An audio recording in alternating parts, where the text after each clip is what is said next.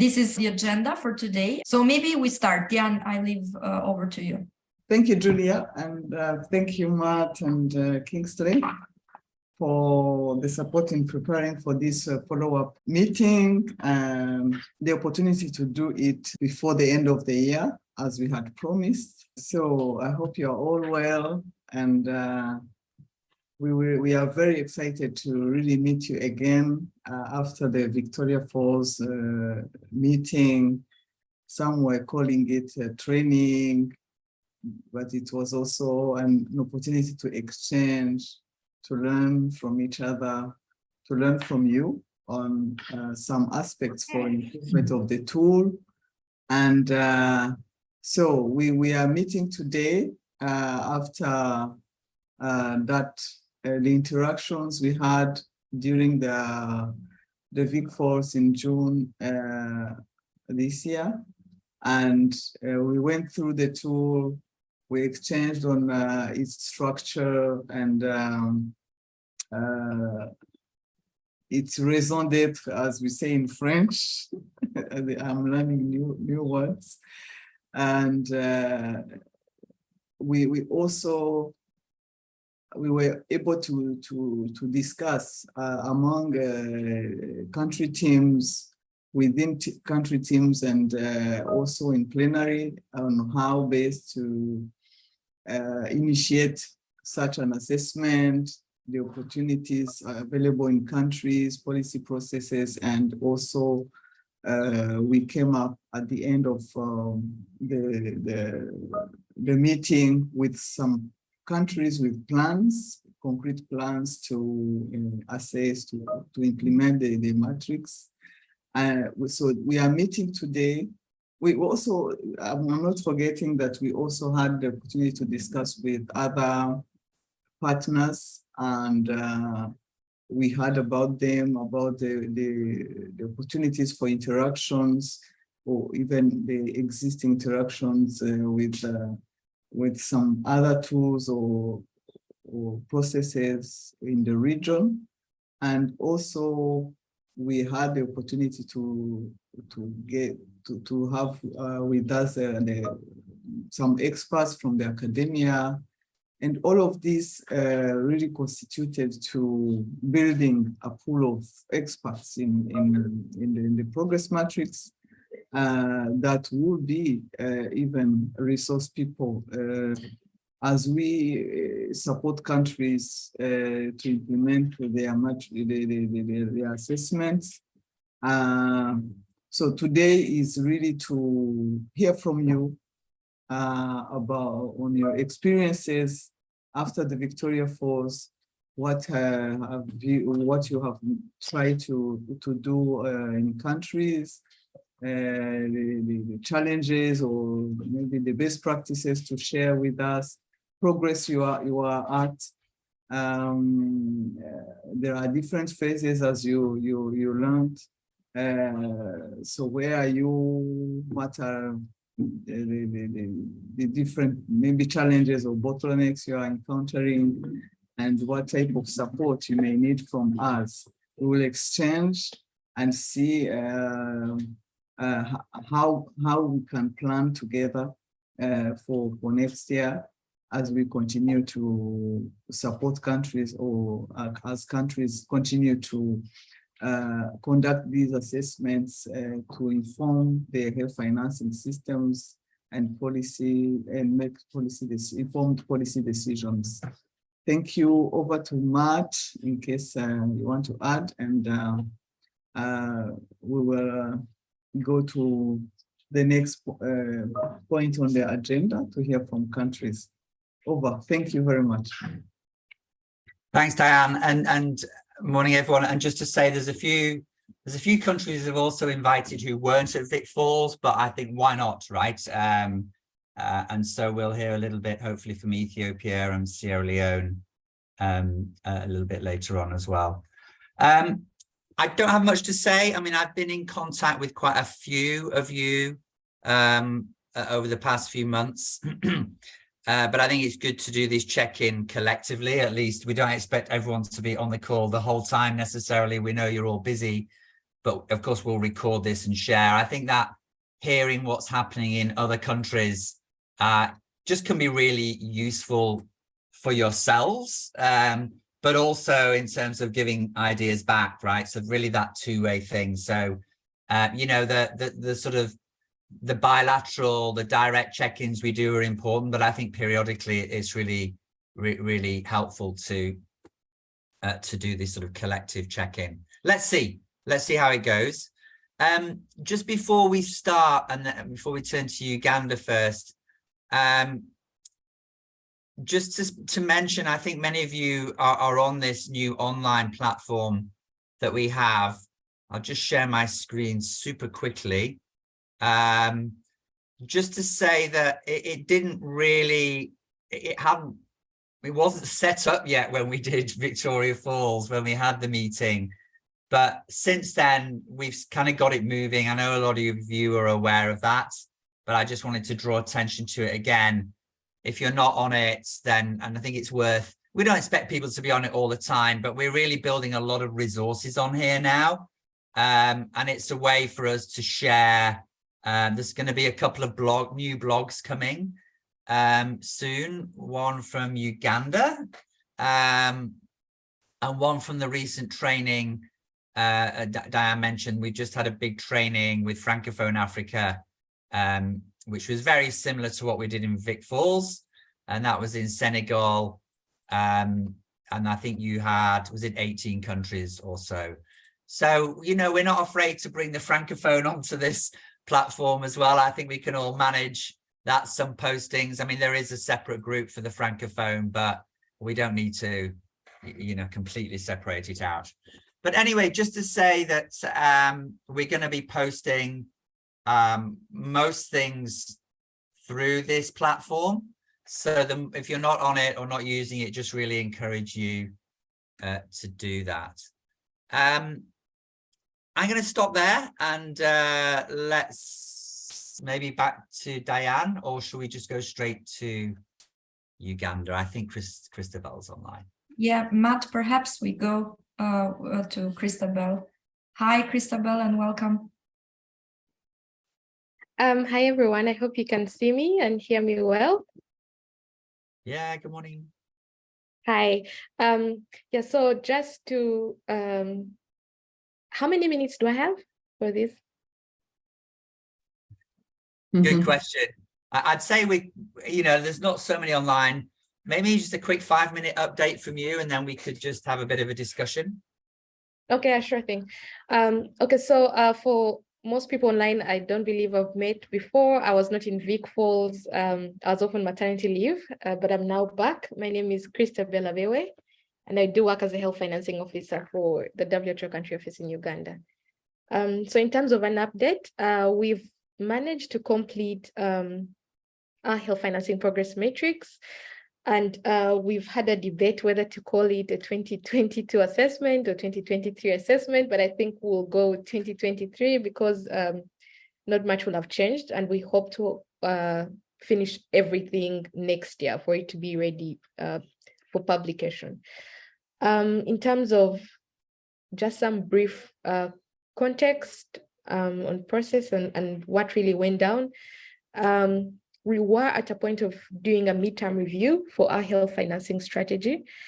And we thought it would be good to use the health financing progress matrix to undertake, well, to use that as the main tool to undertake our midterm review.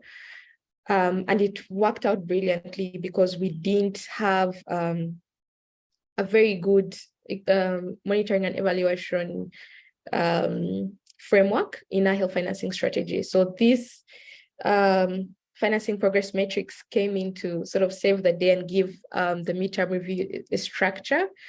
And so we used the progress matrix to do our midterm review, but also use the opportunity to completely update our matrix. And so we finished data collection.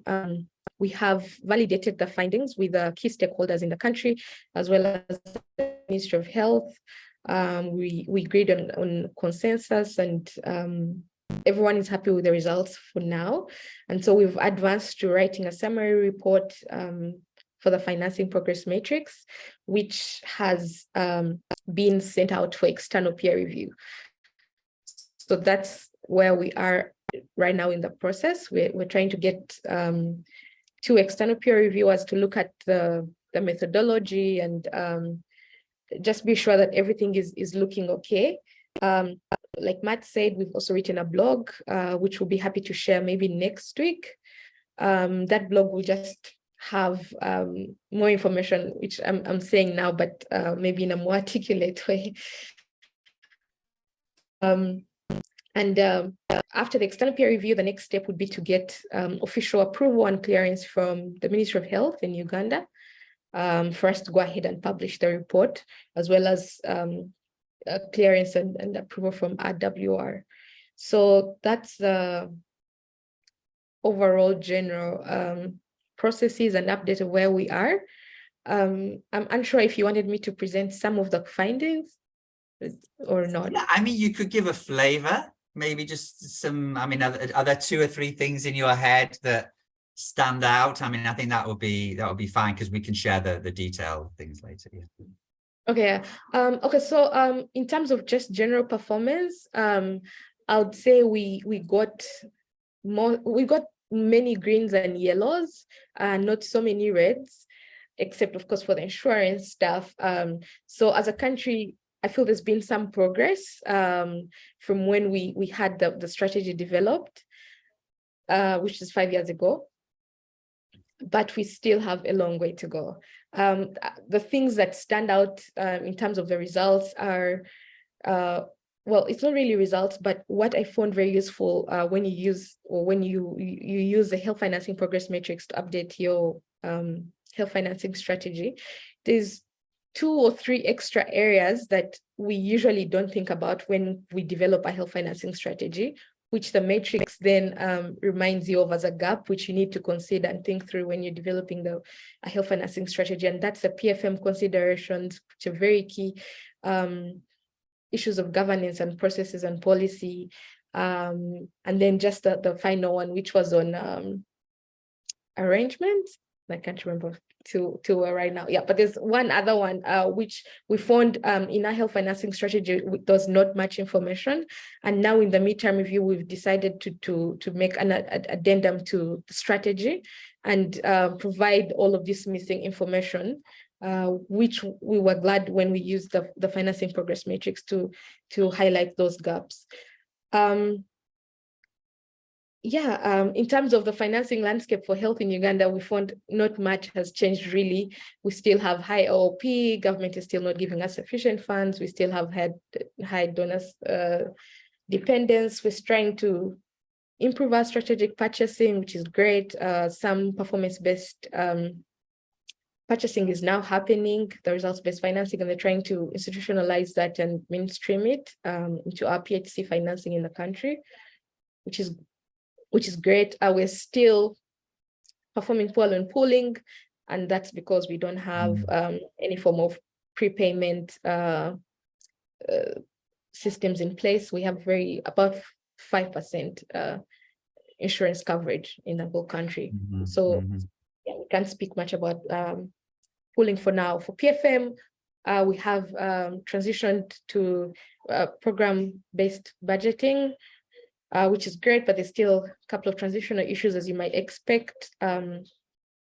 So yeah, that's really the feel of the result. Yeah. Thank you. Good. Diane, do you want to?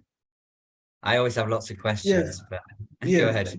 Thank you, Christabel. Thank you for sharing Ugandan's experience. It's really very informative, and the progress are really impressive. What I wanted to ask, maybe in terms for the interest of the group, to share the different challenges that you in the process of implementing preparation and the assessment itself. And also now you are at the stage of external review. Maybe you may not have much experience on that in terms of what efforts, what went in, what were the bottlenecks, how did you overcome them? It will be also interesting to hear from that angle.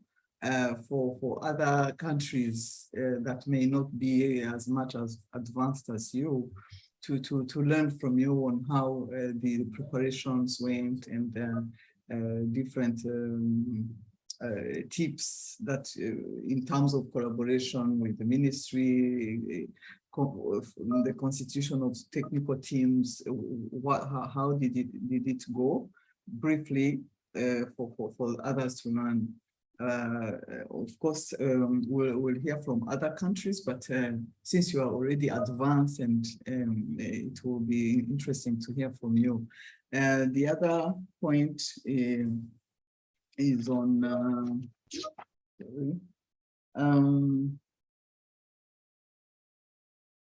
so about the blog. How are you planning also to do it, because it's somehow new. We want to learn from you. How are you planning to go about it? And yeah, briefly, and then maybe I may come back after. Thank you. Matt, do you want me to take that now, or is there more? No, I go for it, and then I just had a couple of final points, and then we'll move on. There's quite a few countries online, so yeah, maybe just a quick response. Thanks, Christopher. Okay, thanks. Thank you, Dan, for good questions. Now, on the challenges, there's a couple, and some of them will show up in the blog, which I'll respond to your question on how we're doing the blog, but we do have some challenges we've captured in there. The one, I guess, big one was we're having differing opinions between what the stakeholders thought, which was mostly an opinion, and what is in the evidence. So you'd find maybe the government or some of the partners are not in agreement with the assessment or the rating we've given as a given attribute. And I guess what we decided in the end was we should always rely mostly on what is in the evidence.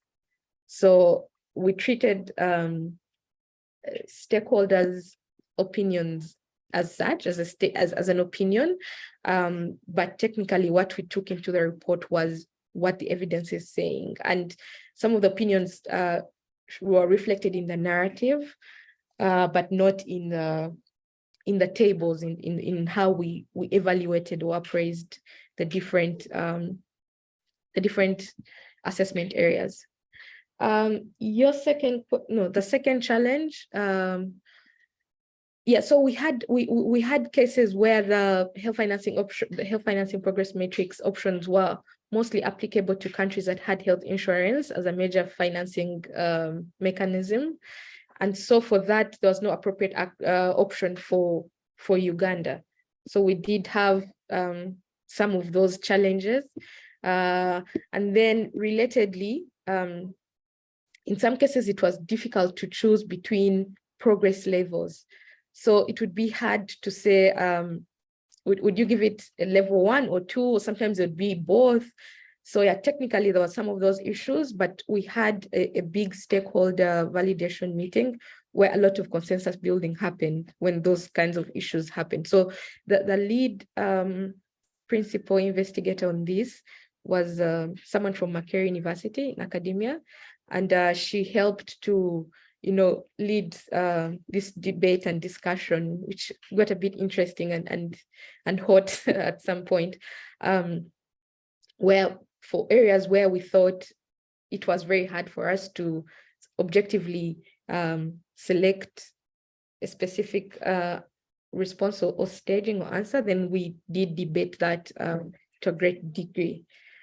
I guess another challenge, which is not really a part of the technical setup of the approach or the tool itself, was because, like I mentioned, we used this tool to evaluate our health financing strategy. We did have one long, very long report, our midterm review report, which was summarizing the findings of the midterm evaluation for the health financing strategy, and then also the financing progress matrix results. So it became a bit too long. So that would be a challenge for countries that are considering to do the processes together. But again, there's a solution to that if you decide to present a separate report for the health financing progress matrix, and then another separate report for the midterm review, and maybe just keep the financing progress matrix findings very short, brief, in the midterm review. Just on that, just a quick thought, because I'm not sure if Rwanda are going to be able to join, but I've been discussing with them, and because they're about to do the same thing, Christabel and everyone else, to use the matrix as formally, actually, as part of that midterm review of the health financing strategy. And I understand what they're going to do is they want a chapter within the review which summarizes the results from the matrix. And then at a later point, the matrix will be published as a standalone report. So there's different ways of doing it, of course. So, yeah. Yeah, so that's on the challenges. Then as you accurately point out, we don't have much experiences to report now on the external peer review process. We're just going to have our first meeting, I think, next week. So there's not much to report on there for now, but Matt has been very helpful in identifying the external peer reviewers and getting them to accept in such tests. Yeah, we've been pushing you into it, right? So that'll happen next week. Actually, it's a really good process, so it can be really productive and interesting, actually. So let's see. And then just a final point, and then I guess Dan, we probably better move on, but writing the final reports, I mean, we've been going back and forth a little bit on that. We might talk about that at the end. It's not easy to write these reports, and we have some reflections on maybe how we go about them. I think in Uganda, it may be that, we have some we already have some initial summaries, or you already have some initial summaries, but it could be one, over the next year, we have a series of policy briefs, for example, which really dive into specific topics in a little bit more detail, for example. But I'll stop there. Then I just wanted to make a comment on your very key question on how did we constitute the sort of a steering committee or the key stakeholders. Now, we were fortunate to couple this with the midterm review. So the Ministry of Health had already constituted a steering committee for that process, for the midterm review process. And so we just piggybacked on that existing structure. And we were very fortunate because we were evaluating a key strategy, the health financing strategy. It included everyone. So partners, government, including parliament, the national planners, the city authority, everyone was on there. So that was great for us. Last question on the blog. The blog is mostly focusing on the processes and how helpful the tool was when you are conducting a midterm review. So it's pointing to our experiences of using the financing progress matrix to conduct a midterm review of the health financing strategy. And then it ends with a few challenges. It's ready, by the way. I'm just addressing a few last things, and I'll send it back to Matt today. Great, looking forward to it. I think it's ready to go. Thank you very much. And actually, we hope maybe there are countries that have reached maybe further steps that we'll share, so that you can learn also from them in terms of, for example, those who have reached the external review or maybe report writing. But I wanted also to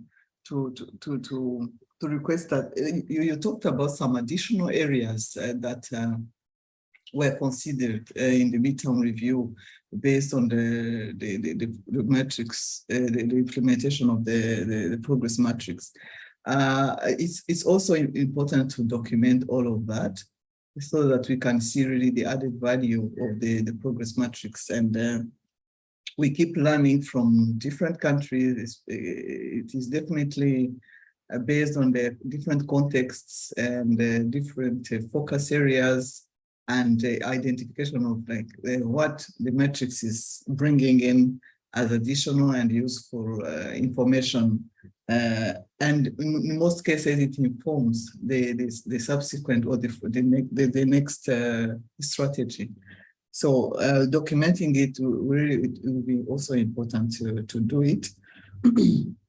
And also the choice of the principal investigator it matters. This is for countries that have not yet maybe started or are about to start. Someone who is really respected, and I see you selected this person from Makerere University, someone who has that experience and is a respected and known person, because it helps when those discussions you were referring to in challenges, some consensus and then the back and forth, and this will also continue even after the external review, because at some point there is also a need for consensus on the scores. So this is a point maybe that you also highlighted and may be useful for others. Thank you. We proceed to the next. Thank you. I was just going to say that, yes, we've documented that in the blog, the addition, the great things that the model, the progress matrix offers. Yeah, that's in the blog. And then for the PI, I agree. I can't agree with you more. The person we chose was not just great at doing this work. She also had participated in the trainings, the ones that Matt and co-organized on the health financing progress matrix. So she was really already aware of how this works. So that was a big bonus for us. Thank you.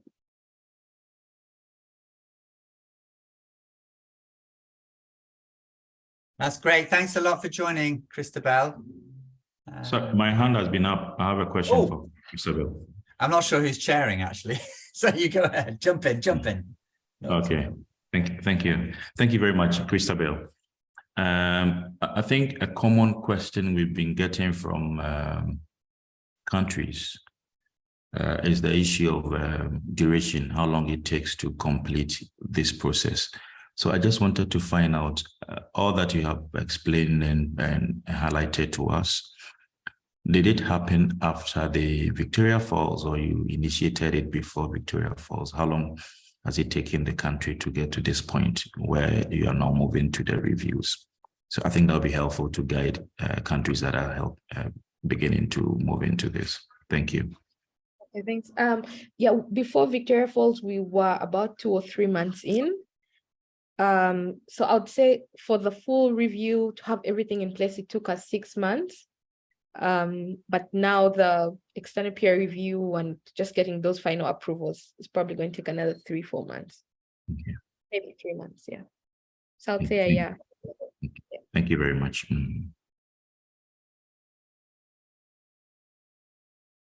All right, so Diane, take it over.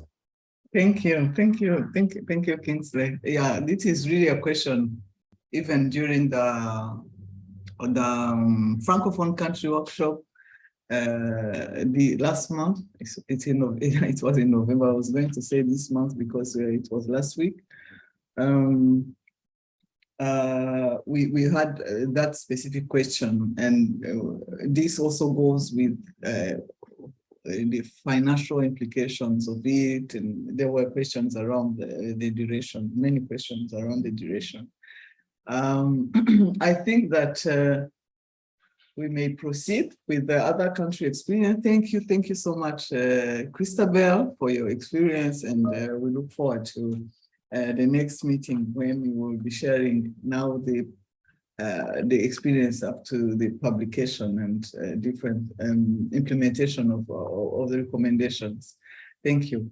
I think I don't have the which next country? Perhaps maybe we I think Kenya. Kenya, yeah. Kenya. I saw Brendan. Brendan, are you ready? I can pretend to be ready. So you have the floor. Thank you. Thanks very much. Thanks very much. I know I have some colleagues on the call, I think. Oh, I'd seen one of our in-country counterparts from Thinkwell. Yeah, Boniface is there. So post Victoria Falls, we have been doing lots of conceptualization. So I know previously we used to share our experience with how we have used the matrix before, but now I think this is just sharing forward-looking based on the post-Victoria experience. So within Kenya, we in a planning phase in terms of implementation of the matrix. We having recognized the importance of embedding it in a process, and I think even Christabel from sharing the Ugandan experience was emphasizing how important it was to embed it in a process. So here we also want to frame it again, linked to the financing strategy, but also link it with African Union tracker so that we're able to harmonize stakeholders, discussion fora, and have one joint harmonized discussion around how to improve financing. So the post-Victoria discussion has been trying within country to try and agree on a conceptual approach, how we'll be able to implement, and of course, having picked some lessons on our previous implementation in Kenya, we have basically had agreed on a joint work plan where we try and do the matrix together, linked to, but not so in a harmonized process together with African Union tracker. Although the outcome should be to separate deliverables, but the processes should be linked.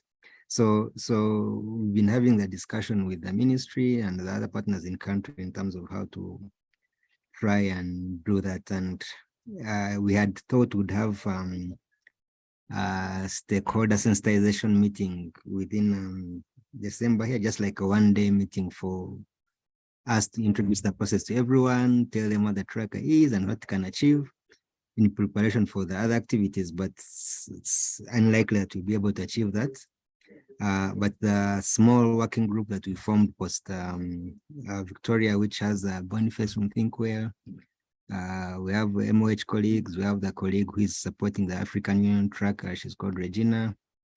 We are working on the planning phases, and hopefully by January we should start some of the processes. So for Kenya, we are still now in a process planning phase.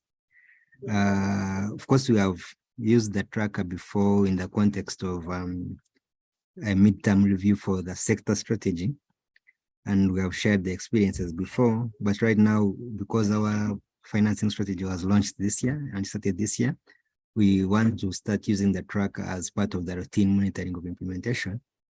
And because the AU tracker also is supposed to be a routine tool, we want to see how we can link those processes so that they can be part of the routine processes that the Ministry of Health with partners use to talk to the levels of progress within financing within the sector. So I think part of the main achievement post Victoria is that the activities planned within the MOH work plan, and also we have a concept note, a plan, and we were able to get funding. So we should be able to move most of the activities starting January. I think that's all I can share from Kenya in terms of the progress post Victoria, unless there are other questions linked to the previous experiences. Thanks, and over to you, Diane. Thank you, Brendan, for this update. And yeah, actually, it's quite a new, maybe that approach of trying to link it with the other processes, like the tracker, and also. Maybe I could ask you what will, if you plan it for next year, January, what is the entry point? What is the policy process you using, or is it maybe some routinization, efforts for harmonization or routinization in general? I didn't capture it well, and yeah. And what are you doing in terms of like the phase of planning so far, apart from like adding this as an activity? Are there challenges or yeah? Thank you. So thanks. Let me talk to that. Probably other questions coming. So the entry point. So having previously used the MT, the midterm review as the entry point. So here we are actually trying to explore a possibility of routine progress monitoring of financing being almost itself a standalone activity, but then farmed up with it not just being one tool, so that you don't have so many financing progress monitoring processes being planned. So the first kind of harmonization approach was then having it as a core component of the functions that at least for this year the Ministry of Health is planning to do, because they always had a section called monitoring implementation within the financing division, but there was no really clear activity of what has to be done there. I remember like the first time I was engaging with the ministry when I moved here, they thought by then they could do a survey because they had been doing reform processes around UHC. Of course, surveys are very expensive and they were unable to ever move it. So given the quote-unquote simplicity of the matrix in terms of data needs, but also the processes, it relies on routine processes. So it is the hope that once we do it well this time, then we create kind of an institutionalized way of the ministry, always remembering that we have a tool for us as the financing division that helps us check progress on our financing strategy. Noting that I said that Kenya launched its financing strategy at the beginning of this year. So essentially this was supposed to be like kind of a baseline. So we already have the quantitative baselines from the NHA. And of course, the situation analysis from the financing progress, from the financing strategy also covers essentially most of the qualitatives. But as the start of implementation, we thought having this as a routine process for monitoring, linked together with other financing progress monitoring tools available, could then kind of create an accountability framework and also a framework for engagement with other stakeholders around health financing. So we know, for instance, one of the reasons it was tried as much as possible to ensure that it is linked with AU tracker is that the tracker had also planned to hold in-country dialogues for both the national and the county governments. So we see that as an opportunity for an expanded discussion, noting, of course, there's indicator similarity, but of course, there's some added information that the tracker would be able to offer. The progress matrix would be able to offer to the tracker. So we thought it would be very useful to have a joint discussion around that. Now, in line with, if I try to respond to Kingsley's question around whether we have an M&E framework for the matrix. So, for the financing strategies. So most of these financing strategies, as you may know, take significantly long time to develop. And I know, for instance, that by the time the Kenyan one was being finalized, the tracker was there, but was not yet really mainstream. But I know for some of the processes for which we have supported strategies more recently, we have, like the Liberian, we have suggested the tracker as part of the M&E processes for tracking progress in terms of financing. So the strategy has M&E indicators, but there are still the routine quantitative indicators from the NHA and from the household surveys. So of course the tracker would add some value. And those indicators, for instance, if I'm to give the example for the financial protection indicators, most of them, the newest data we have is from 2018, yet we're in 2022. So the usual challenge will state around availability of the data. So you could select certain sort of questions or, in a sense, questions and related progress levels, you know, strategically on priority issues, for example. Yeah. Yes. That is also the best advantage of the matrix. When you have a report ready, you tap in whatever questions you have, and to respond to specific issues. Yeah. Continue. There's a couple of other. This is very free flowing. There's a couple of other colleagues from Kenya. I don't know if they wanted to add any. That's what I wanted to raise. There's Boniface and I know Agnes owes me a coffee, so I've been. I think this, just to say, you know, because I sit in these accelerator forums and with multi-donors, and this, I mean, you went straight into it, Brendan, about trying to link it up with the tracker. And I think politically, strategically, it's really important. Just because it's important, these things aren't completely disconnected, and hence it's important if we can to connect them. So I don't know if others have any reflections on that. So Boniface and then Agnes. Agnes, please be nice. I know we have problems. No, don't be nice. Don't be too nice.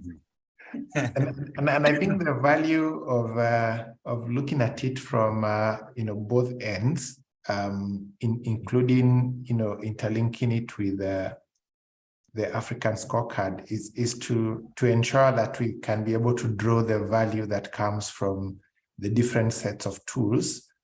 And that way we will end up with some more richer content in terms of the status of the healthcare financing matrix. So we are actually looking forward, as we navigate through, those different bureaucratic processes, but also ensuring that in the coming year, we will be able to now have, much more richer content on the status of healthcare financing in Kenya. Yeah, true. Actually, it will be interesting to learn. Yeah, sorry, go ahead, Brendan. As hoping Agnes can, I know in this current discussion, probably Agnes, we didn't brief her a lot, but I'm sure she had some views she can share for Kenya. Agnes, over to you. This is quite shocking. I just joined this call, honestly, and I'm sorry I was late. So I'm not prepared, but I do want to remind Brendan that we had the Kenya Health Financing Summit on Monday and Tuesday this week. And I think, just some reflections that came back from many in the audience is that, yes, we can always say that we do not have the data we need, but I think the thing that ails Kenya is actually the willingness to act, to make bold decisions, as opposed to not knowing what needs to be done. So, Brendan, we're waiting for your leadership to help us get the courage to make these bold steps. Thanks very much, Agnes, and thanks, Yamat. We also had, as Agnes mentioned, we had an event this week, the Annual Health Financing Summit, co-organized by Strathmore University, the NHIF, Ministry of Health, and the Kenya Health Federation. So those are some of the partners who provide fora routinely, especially the universities. We hope we can have as partners in the implementation. Of course, noting that as technocrats, but also technical actors, we have a role to provide the information and then be able to push the people supposed to act. Because once the people acting, and I know in the previous discussions when we were saying UH is a big agenda, whenever they ask a small piece of evidence, you'd find us taking lots of time and committees to provide that piece of evidence. So from where we sit as a technical advisory, we can always do our part, and I'm sure the politicians always have an excuse not to act, but we can always ensure we provide a fodder for them to act. It's a good, it's a good point. I mean, Anis is obviously a good point there. I mean, I think it came up on this, I delved into this workshop with 18 countries the Francophone one. And one of the questions was like, do these matrices tell us anything new, right? And it's a fair question, right? So a lot of it we know. But I think, you know, I mean, obviously every country is different. Maybe Kenya is like further down the line in terms of consensus or real clarity on the diagnostics. But a lot of countries, it's not that clear. And so as technical people, we just do need to make sure our diagnostics are really sound and solid. And then, of course, you've got to tackle the politics. And I mean, that's always a tricky one. I mean, I think there's a long way to go in many countries and settings and it's not only about external actors, but they do have a role to play in many countries to actually align a little bit and think, and not just to be pushy, but just to, you know, to agree on where we join forces with government and try and also help government where that's feasible or makes sense. So a lot of political economy in there as well. And that's something that we're developing next year. I mean, just some of the work Susan Sparks has done more broadly on political economy of health finance and reforms. We're just going to tweak that a little bit around the matrix, because as we always say, these reports are very technical, but I think that's fine. The question is then how you use that. And I think it helps to get into the politics when you feel you've got something really strong technically behind you. And I'm not saying that's not the case in Kenya, but anyway, I think there's a general point. It makes sense. So, yeah. So I know we've already taken 3 comments from Kenya, but a colleague from the ministry, Dr. Mlesha, is also online, and I don't know if he has anything to add. Dr. Mlesha already gave the update in terms of what we have been able to do, mostly planning-wise, and our efforts to ensure that we harmonize with the AU process being supported through our colleague Regina. So I don't know if you have anything to add, Dr. Mlesha, before we hand over to the main meeting. Yeah, thank you very much, Brendan. I'm sorry I joined in late. I was in another meeting, but I think largely you've just indicated exactly what our plans are as a country. I know because of the change. We lost you.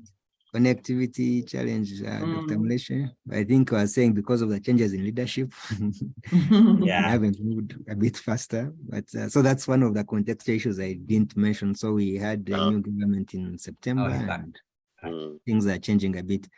So Dr. Mlesha fell off, but I think Matt, over to you again. No, maybe Dr. Dr. Stevens there. Go ahead, Dr. Stevens. It's back. Yeah. So I was just saying because of change of regime, things didn't work out according to the plan that we had when we left Victoria Falls. But we'll pick up and try to expedite as fast as possible. Yeah. Just to say quickly, actually, Kenya, I think you're basically in the spotlight a little bit from our side, because you know I deal a lot with the Global Fund and the African Union and the ALM and the EAC.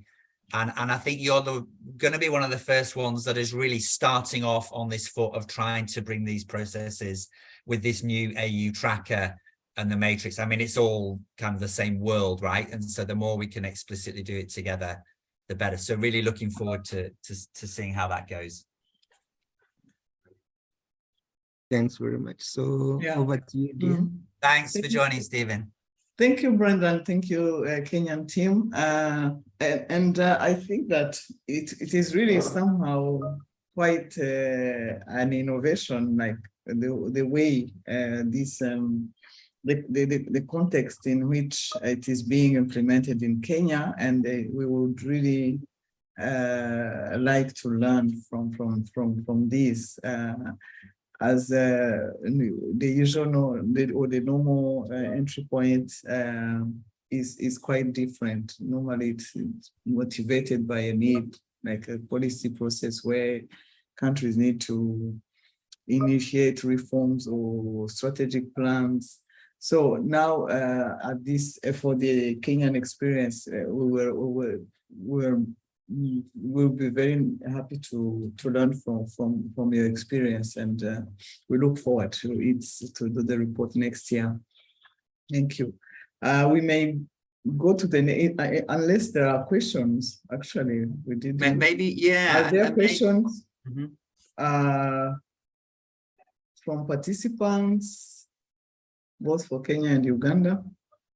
If there aren't, we don't see any hand.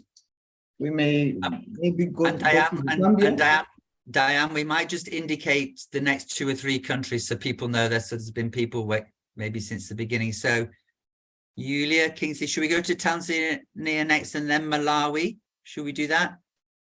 Yes. Yes. Well, actually, it's not. Is it Tanzania or are we talking Zambia? We're talking Germany, right? Yeah, Germany. Yeah, Zambia. Yeah. On So, the Zambia, Zambia case. Germany from Tanzania, but for Zambia, you're going to report Oh, on okay. Zambia. Okay. So Zambia, sorry, and then Malawi. And thank you, Malawi. You've been very patient. You've been on since the beginning. So. Yeah, thank you very much. This is Yemeni, Tanzania, Zambia.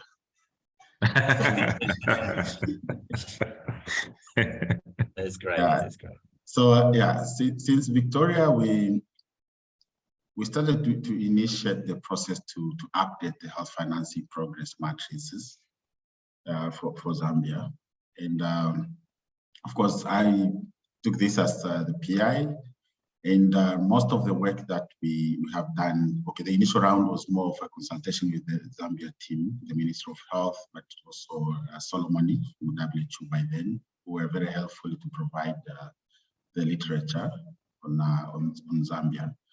And also I did a lot of online searching, at least to get some documents to update the matrices. So much of the work that we have done so far is mainly based on the document reviews. So we started with the stage 1 of the matrix, and then we dive deeper into the details of the stage 2 matrices using these documents that we collected from Zambia. So far we have a complete draft for stage 1 and stage 2. It was unfortunately, of course, we were planning to have a face-to-face visit in Zambia, but the time between September up to November was a bit tight for Zambia, because this was the time for preparation of their budget. So the team was busy with that process. But to us, to me, that was the opportunity at least to continue digging deeper with the literature review. So that draft is out. I've shared with the Ministry of Health colleagues in Zambia so that they can have a quick look. And the plan now is to organize a stakeholder meeting. We are thinking of having that meeting still this December. And the proposal is, if possible, to do it around 15th of December. So we're not sure if we will be able to meet that deadline. But this afternoon, we are going to have a virtual meeting with the Zambia team to get their perspective on this. So generally, of course, Zambia is doing well in terms of the policy framework related to health financing. They have good health financing strategy, and their sector strategy is giving good attention in terms of improving the revenue collection pooling so that they can ensure access. So that environment is very well. So from this initial assessment, I see there's a lot of challenges on the side of purchasing, especially the strategic purchasing. They need to do a lot of improvement in terms of improving the flow of funds from the central budget, but also, of course, the main issue is the visibility of service providers, because all the improvement that we are doing in health financing, the end point is to see the services that are being provided. But currently we see there are still a lot of challenges in terms of the flow of resources to the frontline service providers. There are issues of budget execution, some delays in funds, but also the level of execution is going down. They started like from 90, now they're going to 70%. These are the challenges that need to be addressed. And in the broad context of their national health insurance, there's not much information. I'm expecting to get more from them, but there's a promising in terms of expanding enrollment to these prepayment schemes. But still, the issues of enrolling the poor are not really well explained. It's not very explicit in terms of what resources will be used to finance. They have a good structure in terms of providing primary care, but the issue is more on the continuity of care, especially among the poor. So we get more time at least to dig deeper from the Zambia team in terms of what are the policy strategies to enroll the poor, but also how the scheme itself will adapt improved strategic purchasing mechanism to make sure that funds are flowing to improve the quality of services. The primary care is free at the moment, but still there are some issues because in the health, some of the health centers, they're still charging. So the issue of financial protection is an area that they need to monitor. So in a nutshell, these are a few things that I've gathered from the literature review. But Zambia is currently updating its health sector strategy. So they promised to share the draft document. So I'm sure there will be a lot to update in terms of the facts and figures from the revised health sector strategy. So this is where we are at the moment. We haven't yet engaged with the stakeholders in Zambia, but this is the task that we are making as a follow-up step after this. Yeah. Thank you, Martha. Thank you, Gemini, for this update from Zambia and the progress made after since the Victoria Falls. How is how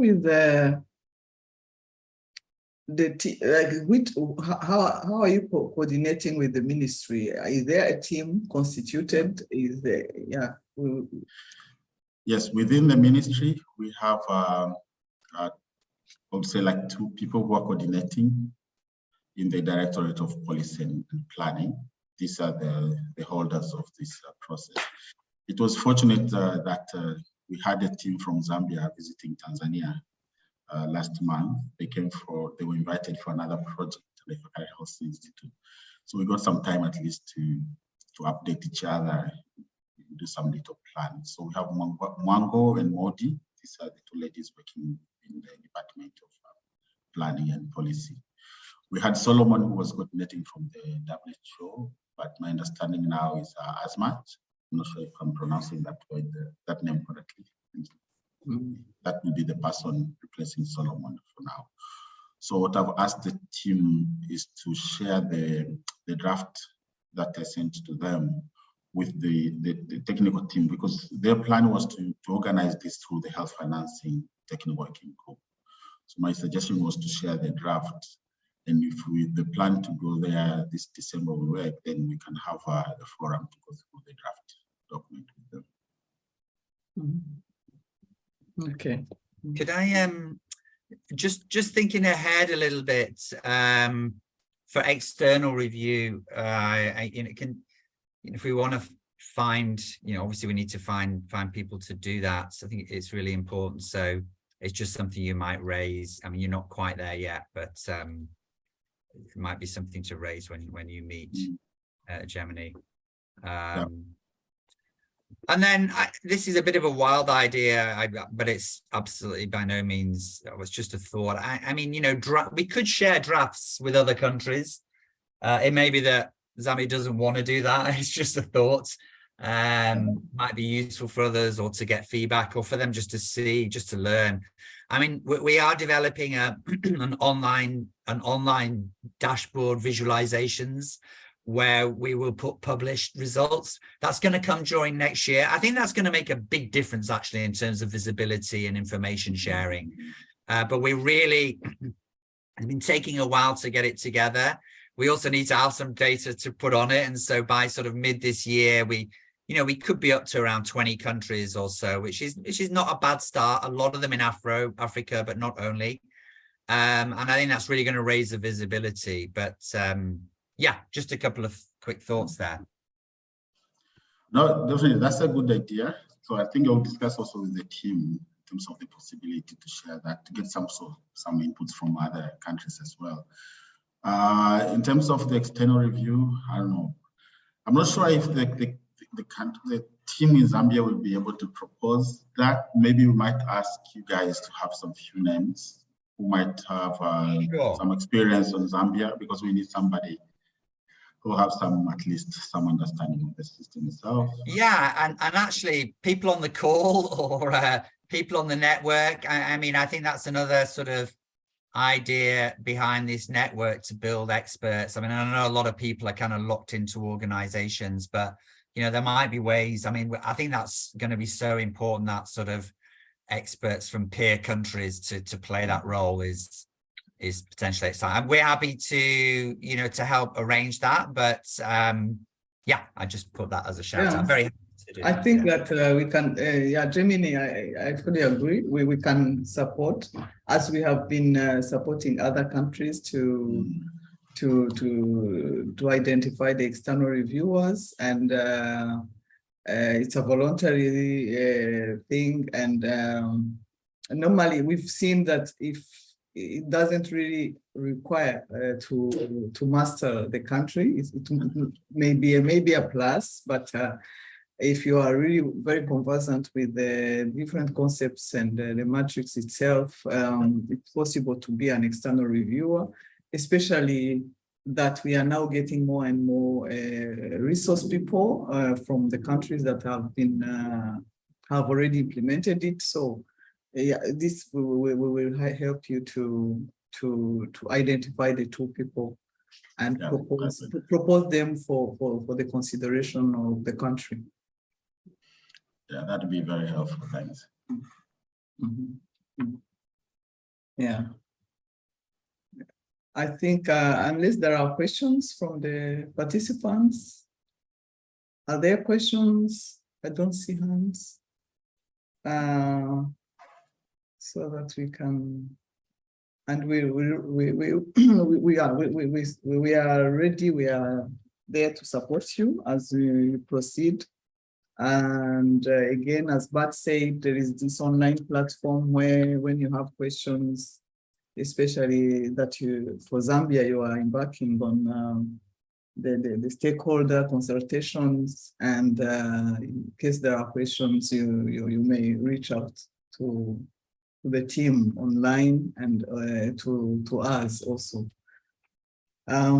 If there are no questions, we may proceed with either Malawi or Ethiopia.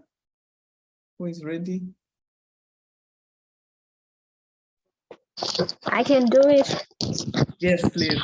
Yeah, Malawi's been very patient, so go ahead. Thank you. All right, so good morning, all. From Malawi, not much has been done, because I think for the Victoria Falls meeting was the introduction of the HFPM for us. So after Vic Falls, we submitted a report to the Director of Planning and Policy Development. We also scheduled to present the report to the Earth Financing TWG, but we couldn't make the presentation because the meeting was fully packed. So we scheduled to present the report in the next TWG meeting. So far, we also sent in report to our WHO country office to support us in the Earth Financing Progress Matrix training for the Earth Financing for the Earth Planning Unit. But after realizing that a lot of the staff in the planning unit are still new, we decided to, first of all, we sent in another request for a training workshop for Earth Financing, an advanced Earth Financing course, to at least get us on track before we start the HFPM process, because most of us are new, and as you know, a lot of the economists in the planning unit are not really Earth economists. So we really needed the advanced Earth Financing training. So for now, we are planning on going through the health financing, advanced health financing training first, then we will do the health financing progress matrix training.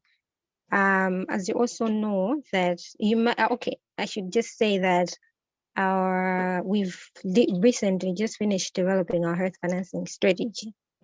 So we haven't launched it yet, but we plan on launching it in January. So the HFPM, we think the HFPM would be used as a tool for tracking the progress of the health financing strategy. So for now, that's what Malawi has done so far. Thank you.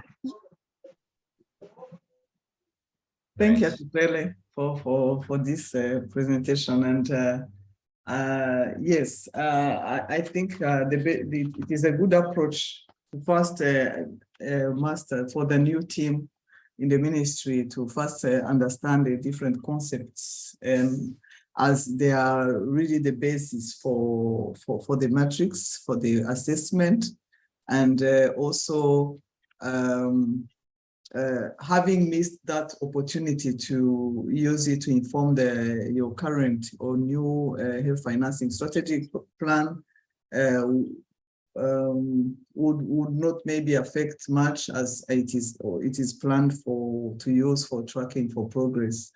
And once it is used, in any case, it will inform on the operational plans, especially that they are normally aligned, and with the additional aspects of strategies or priorities for consideration, it will be used in any case. So we take good note, and unless Matt has a comment on that, but we will be really interested to have like that concrete plan. When are you maybe completing the training on the advanced course on health financing, and when is your plan, so that we can continue to support, as we have started to support the country in the process.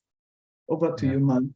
And yeah, I mean, just a couple of thoughts. I think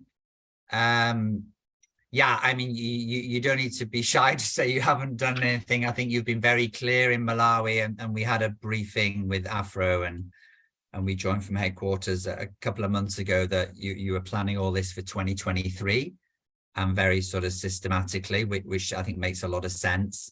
And just to say, actually, I see Ogo's on as well, and Diane and Kingsley, that yeah, in terms of the course, the advanced course, we need to start collecting names of countries, but we'll reach out to you about that. So that will run from mid-Feb, because it's still online. It's an online facilitated course. You get a individual tutor, but that runs over a 6-week period from mid-Feb. It's not too heavy. We realize people are working at the same time, often working full time. So yeah, so that's really important.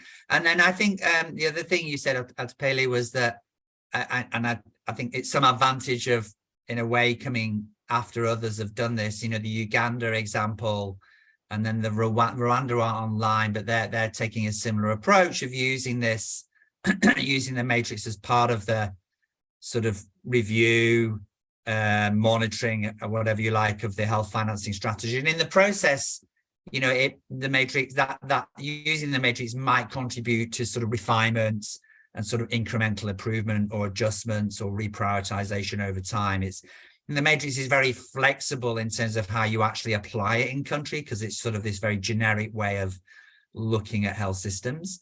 So I think that's, in a way, you've got a clear vision of that. So, but I think, as Diane said, laying it out a little bit clearly, if you can, on timelines with deadlines, really helps. Otherwise, things can sort of drift a little bit. So that makes a lot of sense. So good. I have nothing else to add, but yeah, I think in terms of getting names of people for the course, that's going to be that's a bit of a priority right now. Back to you. Yeah. Thank you, Matt, and thank you. So, Atupele, is there any comment? Otherwise, yes, please. Okay, so far we already have the names because we encouraged every office in the planning unit to participate in the health financing, the e-learning health financing for USG. I think everybody did it. So for now, we're just waiting for WHO to offer us the training, the advanced one. But we already have the names of participants for the training. And Okay, everyone. that's great. And I don't know if you share them with the office, or you could send them to Diane, or however, whatever. Diane, you could maybe, the team there could follow up on that. We have a small form that we ask people just to fill in as part of the registration. But you will join what will be a global course. So you'll be there with other, with other participants from around the world. So thanks. Okay. Thank you to Pele for the experience, and yeah, and this type of meeting, for like follow-up meeting, also helps for you to learn from other countries. You heard from Uganda, you heard from Kenya, and different processes, different challenges, and this will be useful when you start implementing the matrix. Let me maybe ask, is Ethiopia online? I don't see No. Yes, If we have not, maybe we can give the floor to Sierra Leone. I see Abdul Jibril Dry, for him to share Sierra Leone's experience. Yes, Sierra Leone. We didn't invite you to Victoria Falls. Sorry about that.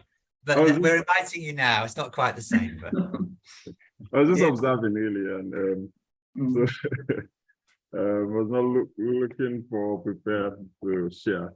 But I was just observing, and it's been good to hear the different experiences from Uganda, Zambia, and Kenya, and all. And so I mean, I see some resemblance with what we went to, especially like with the Ugandan case.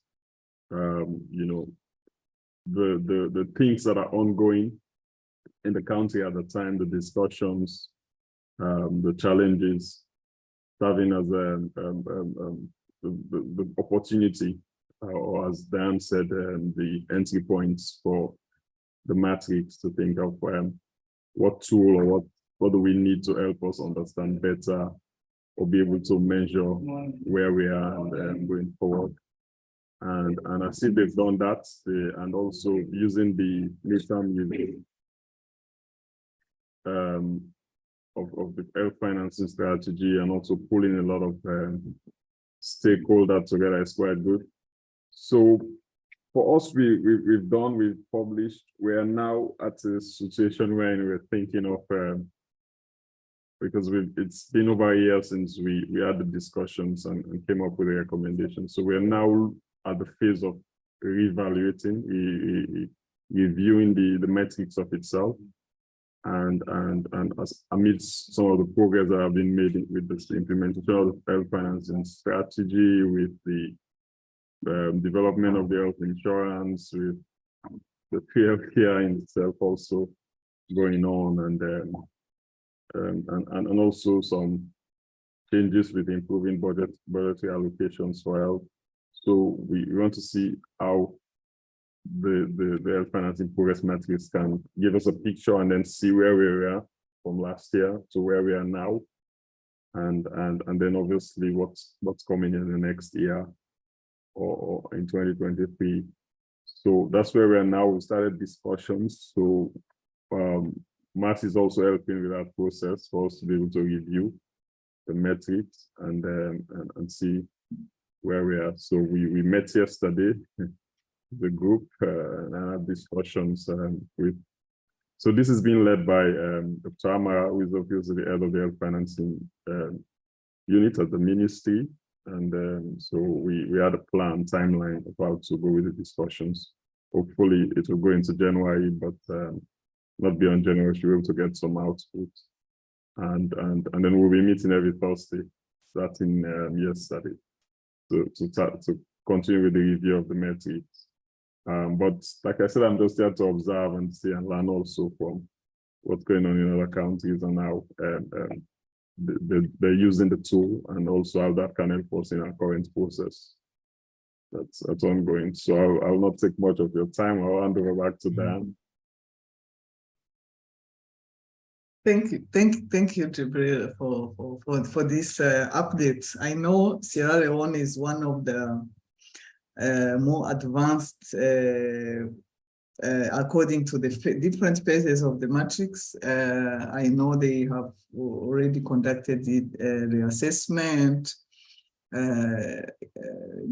did it approved and validated and now published. I think some of the countries do not maybe reach that stage, and it is really important, and other countries would really learn. We thank you for the willingness to share your experience, and during the Francophone workshop, we also benefited from your experience, and it is really helpful to see throughout from the beginning, from the planning to the publication of the report, to see what went in terms of efforts and challenges. And now, as you said, you are at the stage of implementation of recommendations, some of the reforms recommended in the report. So it will be really like I think it's Kingsley who asked about how long that it takes, or how much effort it takes to complete the whole process. And I can see that maybe now you have the baseline. Assessing progress like annually will be much easier and much shorter. And it will be also important to see now, saying where you were now with the baseline, the current baseline, after 1 year, being able to assess where you are, or how much progress was made. The other good experience, the best practice that may be useful, as much as the entry point is important and helpful, having this process backed up by some high level of authority is also key in terms of integration and implementation of the recommendations. And we learned that for Sierra Leone, it was they had identified a champion who is the vice president for this process. So this is also another experience that is worth to be shared. So briefly, that maybe I don't know whether Matt has. I mean, just I mean, and others please chip in. I think you just summarized it very well, Dan. I think, there's always this question, like, how long does it take to do a matrix, and how often, how frequently you should do it. And I think, because we're really trying to work, I mean, most countries are really working hard to find that entry point to really make sure the results are relevant, right? They're not just floating around, disconnected with local policy. Then it does take time. We're also seeing countries want to run it themselves as teams in many cases, not always, but in many cases that also adds time, and that's all fine. And the third point is, of course, these are baselines. The first time it does take longer. So I think by the time you've done it all, it feels like quite a long process, and it's like, oh my goodness, the idea of doing this again, like, we maybe make sense to do this again in 4 or 5 years, but I think what is important in Sierra Leone, this is where Sierra Leone is now, is this sort of an annual check-in And, you know, Kenya's talked about this as well. And I think Ghana, we'll hear a little bit from Ghana, also going down this road. You know, to do a check-in after 1 year, it could be quite a quick process. And let's be honest, you know, getting all those recommendations into, you know, having an impact, it's not easy, right? And I think Noemi has said, you know, it's actually really good to go back and what is it that we said actually in that original report? Let's remind ourselves, you know, maybe there were too many recommendations. Maybe we should really zoom in on 1 or 2 key ones. You know, we might need to reconnect things and really make sure, you know, the matrix, you get a lot from a matrix, but we do need to be very strategic in pulling out key messages which connect with where the conversation, the reform conversation is in the country at the moment. So, I mean, it's all very exciting and a long way to go, but I think it will be interesting to see, Njai, what you come up with. And I'm sure, you know, you might want to present to that, you know, we might set up another of these conversations with other countries once you've gone through this process. You know, what does it look like to do sort of a 1-year update? You know, is it like a 5 or a 10 page or a 5 page or a 2 pager, or did it work? Didn't it work? How you could do it better? So I think there's a lot of learning that can come from that, but also just, you know, it's also after all that work, not just to put it on the shelf and then come back to it 5 years later. Of course, that's the last thing that we want. So yeah, so I think it'll be interesting to see how that goes. Yeah, just a couple of thoughts there. So. Yeah, and maybe comments from participants. Any question or inputs, contribution?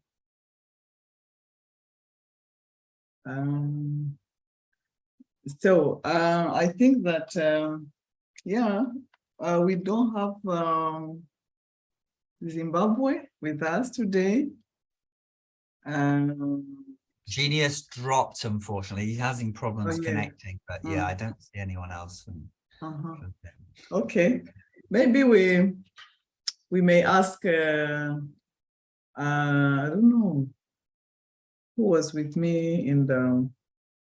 Kingsley was going to give a little update on Ghana, actually, which was one of the first wave, actually. But, yes, we maybe I'll sorry.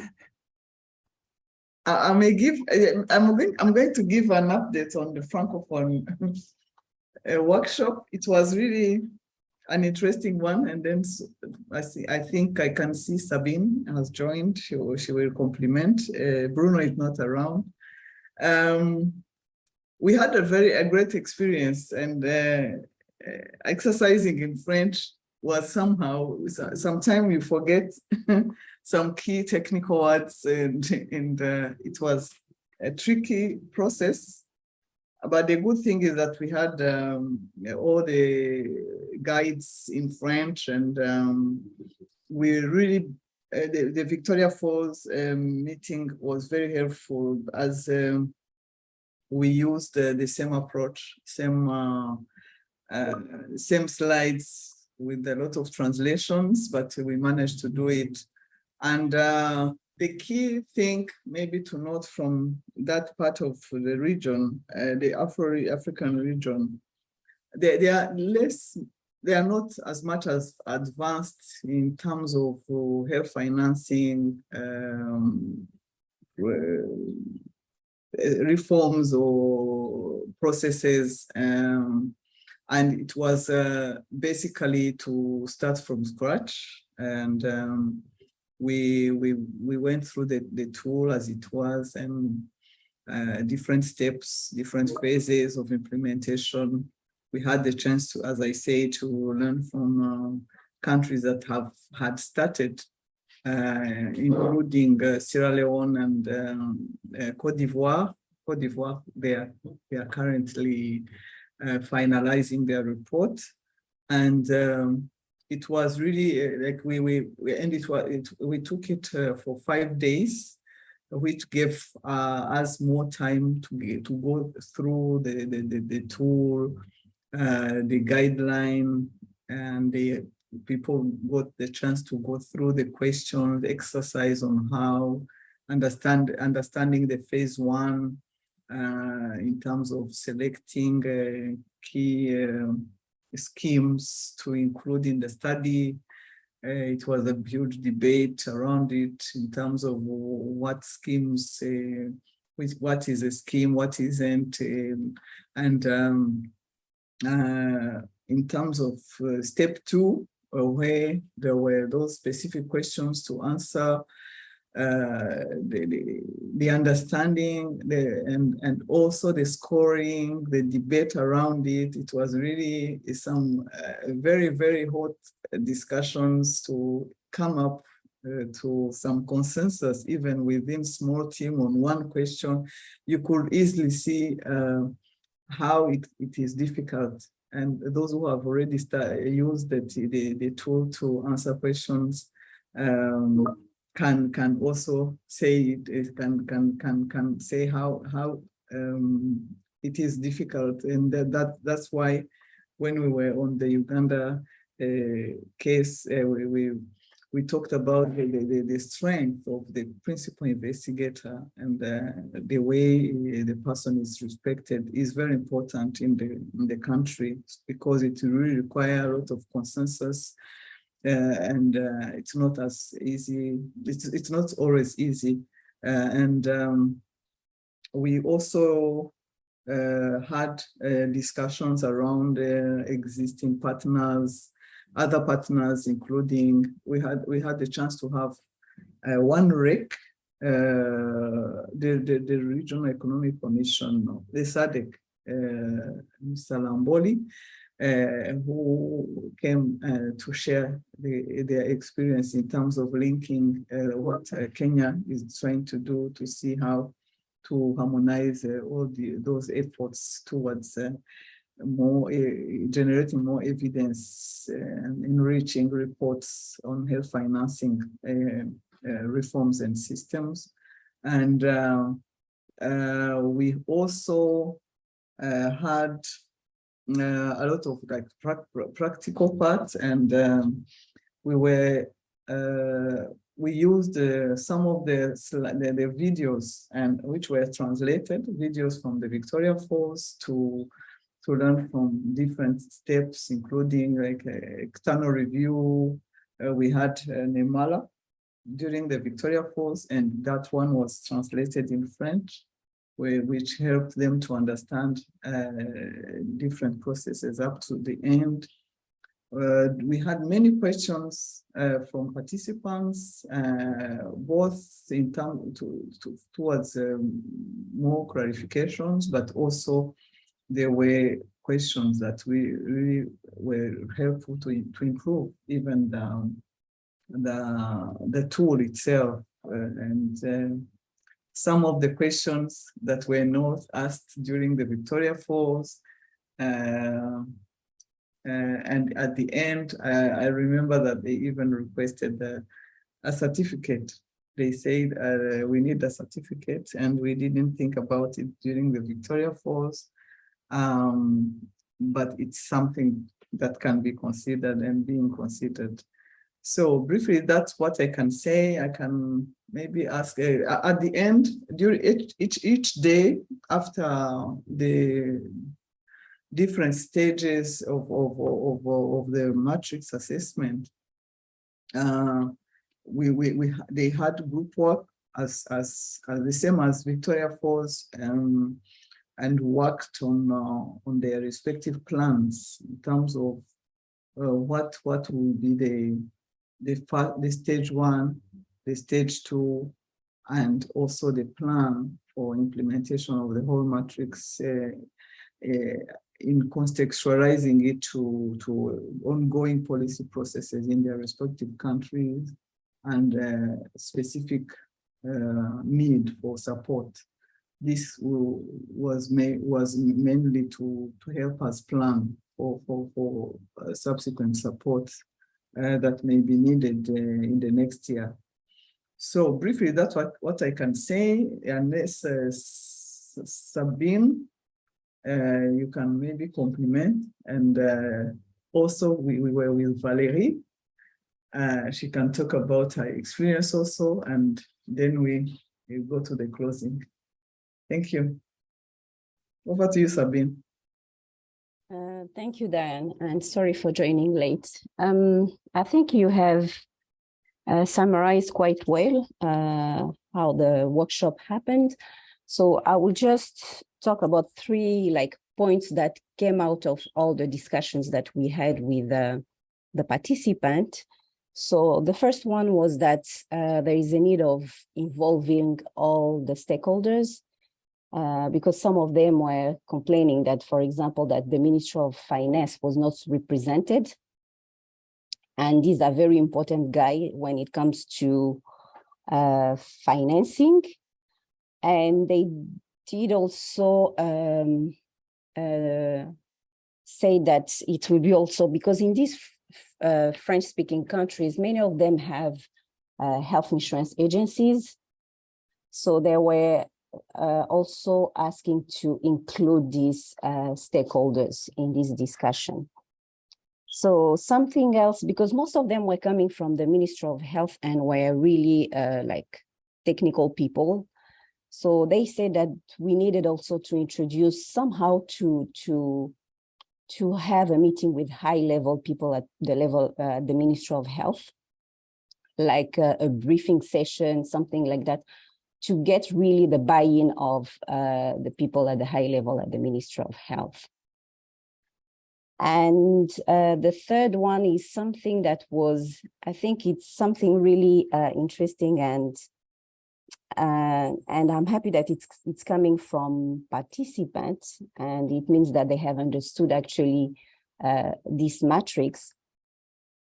One of the participants said that this tool is actually very important because it helps you setting the scene, knowing where you are, and it gives you a framework to really analyze your health financing system. And at the end, it's also a tool that will facilitate the dialogue for you between technical people and also political people. So it gives you that framework that is really helpful for dialogue, for communication. And at the end, it helps you advocate for some changes in the system. So, and reforms, yeah. So that's what I wanted to add. Thank you. Thank you, Sabine. Very interesting, yeah. And there's a plan to do something for Lusophone countries, right? Diane, I understand. Yes, end of March. Yeah, this is the plan. And we had actually some like 2-3 facilitators who will also continue with us in the Lusophone countries. We'll have maybe to rely on the translation also. Yeah, so it is planned for end of March. Great. Yulia, is Diane, we do have Genius from Zimbabwe. I don't know, Genius, whether you want to give some feedback. I know Stan or Gwati had maybe hoped to join us. So I know you've been kicked off, but you're back on now. So yeah. Diane, is that all right? We could just see if you Genius... Yeah. Please go ahead. Sorry to jump in. He just came back online. So. Go ahead, Genius. Thank you. If he can hear us. Maybe he still has some problems there. I can see him online. Connection issues? No? Okay, I think. Yeah. Back to you, yeah. Hello, I asked actually. Yeah. Hello. Yes, you can speak. Hello. Yes, please. Go ahead. Can you hear me now? Yes, we can hear you. Yeah. At the moment, Mr. Gwati is attending a meeting with the technical working group on the health financing progress matrix. He's trying to sell the idea to the big bosses. The permanent secretary is very much interested in it. So I was thinking that he was going to be through by 9 o'clock today, but it seems they're still in the meeting. So we are waiting for his feedback. And when he comes back, he will give us what's the take. Okay. So for now, we've just completed our resource mapping exercise. And I'm glad to report that we are now finalizing the report, as well as the NHA one, the National Health Accounts one. We want to put them together so that we can make a single report. But so far, Mr. Gwati is trying to convince our big bosses on the health finance progress matrix. As you know, it takes some time for them to understand and to buy the idea, but otherwise, they seem to be quite interested in it. And with Matt George and the team, I think we're going to make it. Thank you. Thank you. Thank you. And we're glad to hear that you are progressing in terms of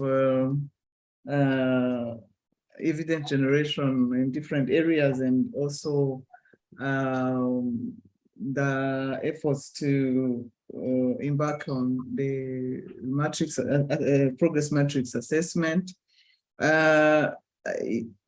Maybe if you may update us, are you having what is your entry point in terms of policy process? Is there anything, any review in the perspectives or next year, or any health financing reform? I don't know.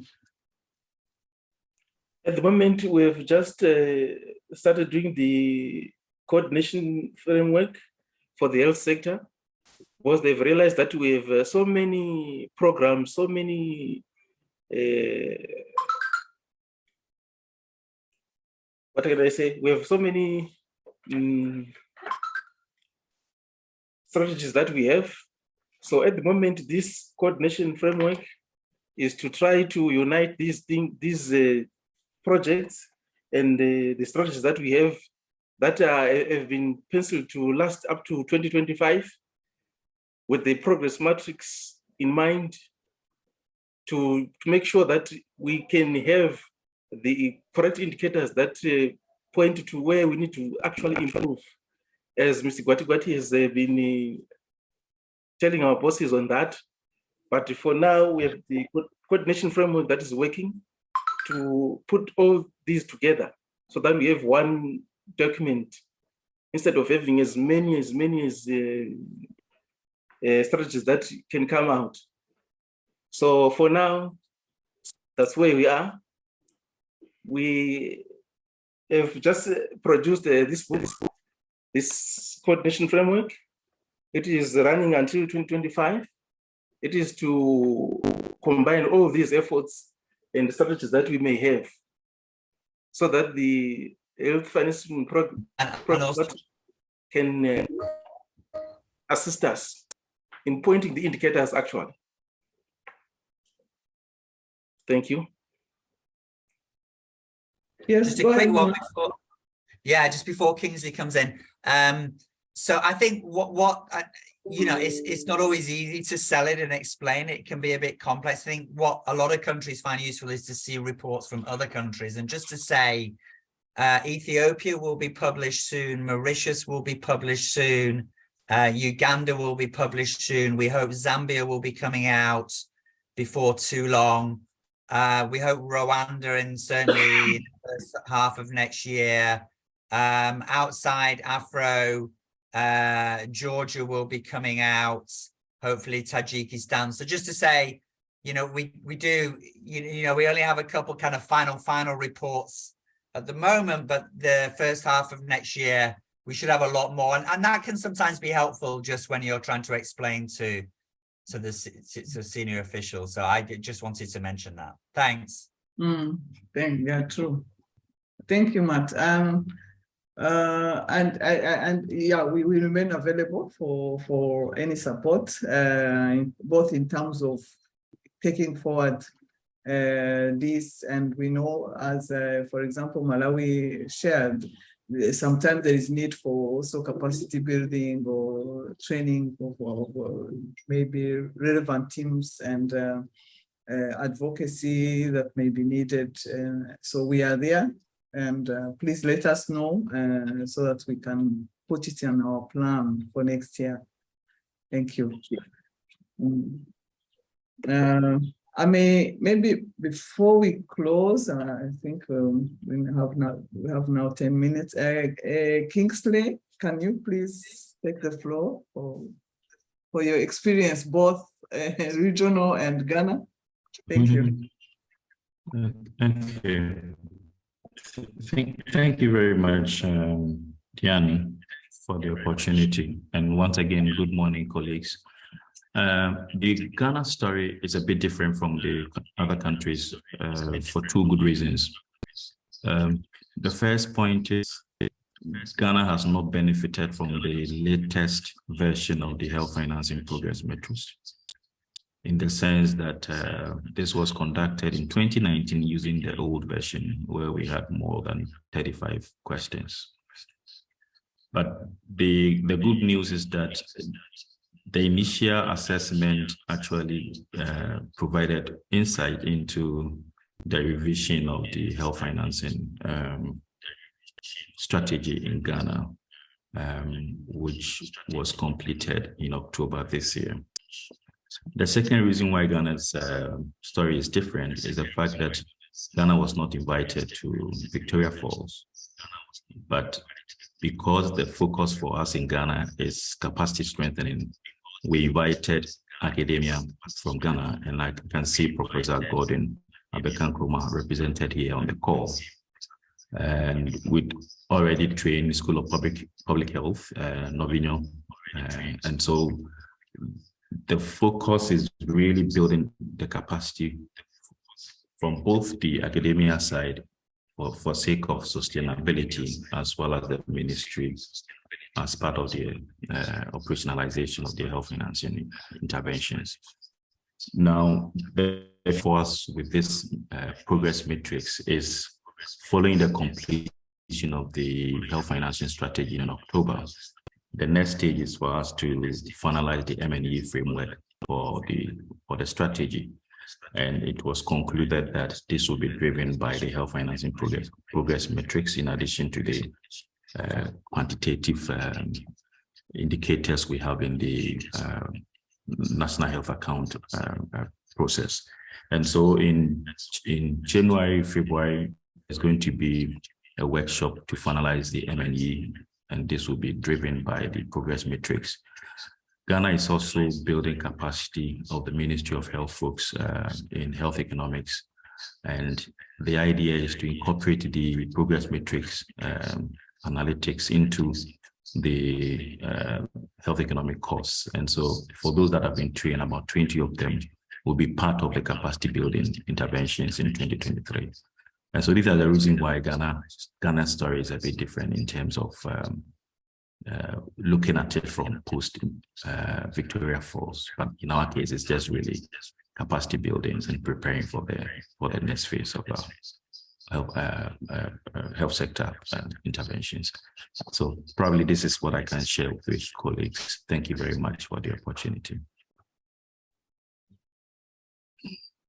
Thank you very much, Kingsley, for the Ghana's experience, very much advanced, and also I think other countries look forward to learn from you.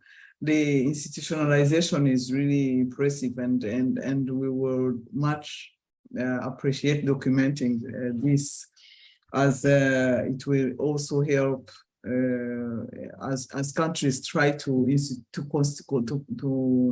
initiate these assessments, and also make sure that it is institutionalized.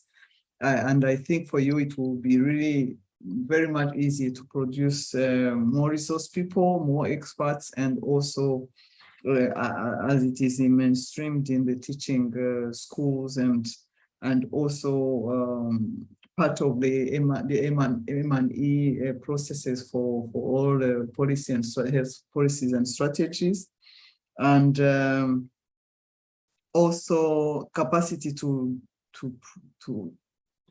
mainstream it and routinize it in the system, and capacity to be able to have annual report or annual progress assessment is also very important. So maybe, I don't know whether Matt has a question, but it's really a good experience to document well for other. Yeah, I think that's exactly what I was thinking at some point, you know, because I think let's say through the end of this year, we'll have a lot of country experience. It would be quite nice to do just a little bit more systematic sort of review, if you like, or stories of experiences and so on. And also, of course, looking at results and impacts, because, you know, at the end of the day, you know, we're sort of building a whole little ecosystem here, and we put a lot of focus, and I believe it's important, on the process. We put a huge focus on that. But I think, as Anya said later, at the end of the day, you know, what are we saying from these reports? What are the recommendations, and how do we sort of use those strategically to engage with, you know, with reforms and the reform agenda in the country? So, of course, there's plenty of work there. So, yeah, sounds good.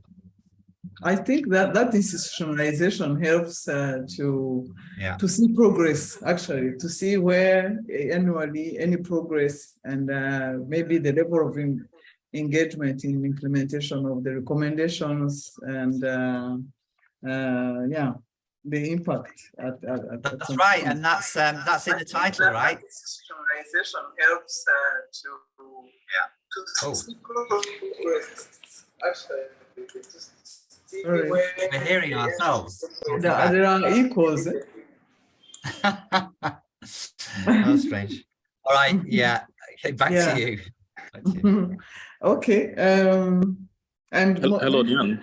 Yes. Yeah, just a quick one before I hand over to you on the institutionalization and capacity building strengthening efforts in Ghana.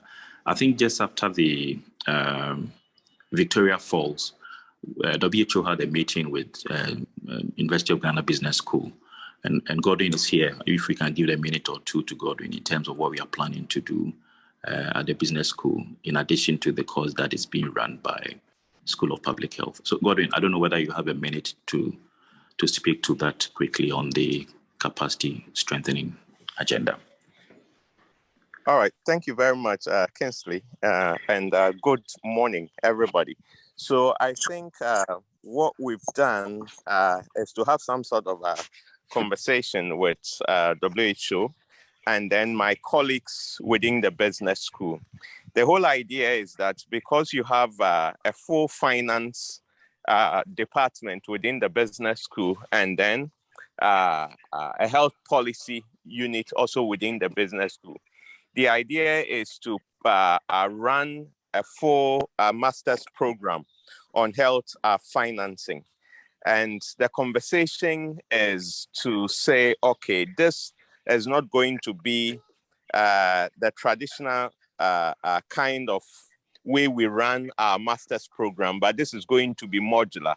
So there can be theoretical parts delivered by faculty from the business school, and then there can be practical parts, which include the use of tools as they come up, delivered by Afro and then Matt and his colleagues from Geneva.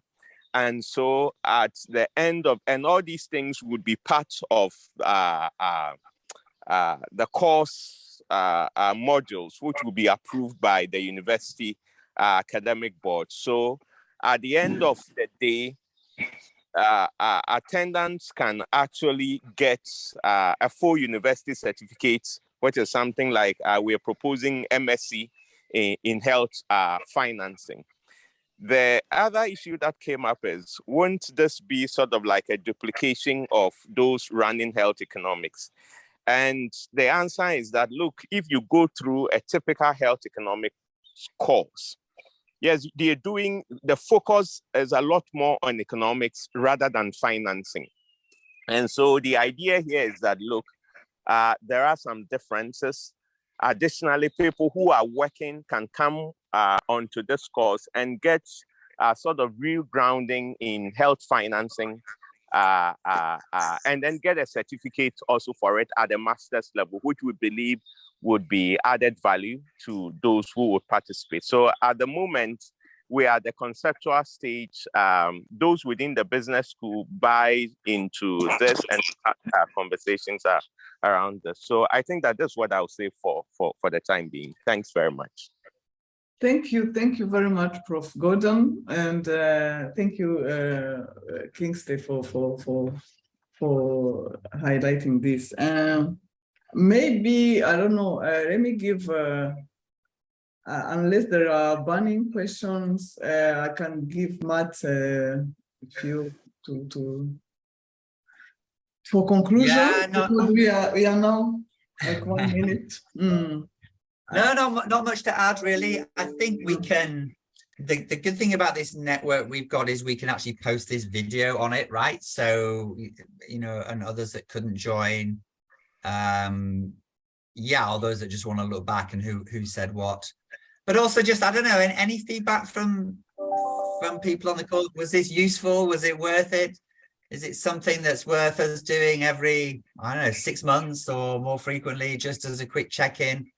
Yeah, so any thoughts on that? And then I hear next year is in South Africa. We're hoping to have a couple of sessions there related to the matrix, some country case studies, and maybe some meta-analysis. So I've been in touch with Ogo a bit about that, and Dan, so we'll I mean, Africa's the one that we've got most experience of so far. So if any of you are going to be there, then hopefully we can hook up and we'll be in touch.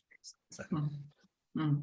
Thank you very much. Thank you very much, colleagues, for the great experience and progress made, and we look forward to continuing at the different stages to support the different stages, as you some are initiating or conducting the assessment. Some have finished the draft, and which is planned to be reviewed by external reviewers. Some have already published and are planning to implement recommendations, and some have already started the institutionalization through different monitoring and evaluation systems and teaching institutions as part of the curriculum or courses. So we are really at different stage, and we will continue to support each other, learn experience, and there is just to remind you that there is still this online platform from which each and everyone can either ask questions or contribute to responding to other countries' questions. So we are really together as a team, as a network, and let's continue together supporting each other. Thank you, and we are there to support you. We have it in our plan next year or the year after. Thank you.